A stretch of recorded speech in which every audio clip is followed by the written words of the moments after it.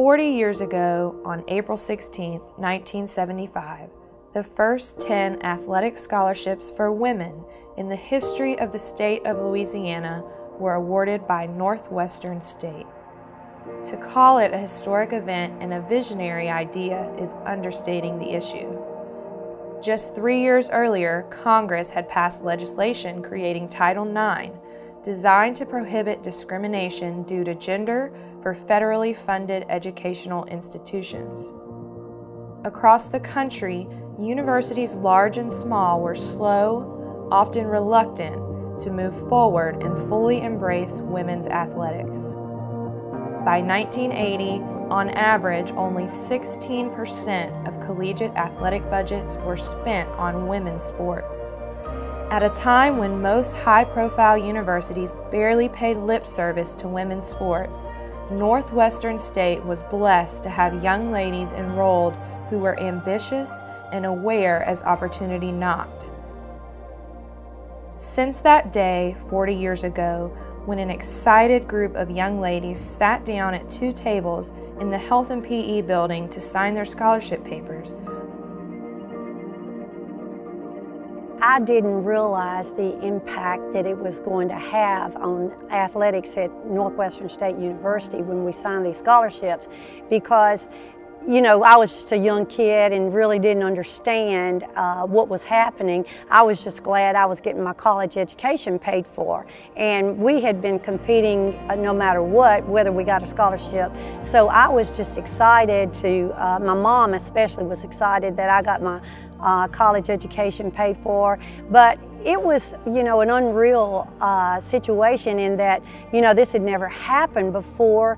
And we really didn't know what to expect when we put our name on that piece of paper. We really didn't. When I look back to how little we had and to what today's female student athletes are given, I'm so thankful and proud that, I came from a time when there wasn't a whole lot, and I've helped pave the way, I hope, for what's available out there now, which is great. And to help them get a wonderful education. So that's what it's all about. This event means a lot to me as both a former athlete at Northwestern and an administrator now, because I understand the significance of women being awarded athletic scholarships for the first time during a time when a lot of women weren't even expected to go to college. Don't ever stop believing, because a lot of people doubted the fact that I could win an NCAA title because I came from a smaller school. I'm only 5'4". There's never been anybody my height, my size, from a small school that has won a national title in the event that I won in. So I would definitely say never stop believing, and don't let anyone make you doubt yourself. I've had wonderful student athletes play for me. I was surrounded by great young women. Great students and athletes, and it's really been a very, very rewarding career. And even after I got out of athletics and went to academics, I still enjoy coming to the games and watching the women participate, because they're really top-level athletes. I think there was a really great commercial that came out about what it means to throw like a girl or run like a girl, or what it is to compete like a girl.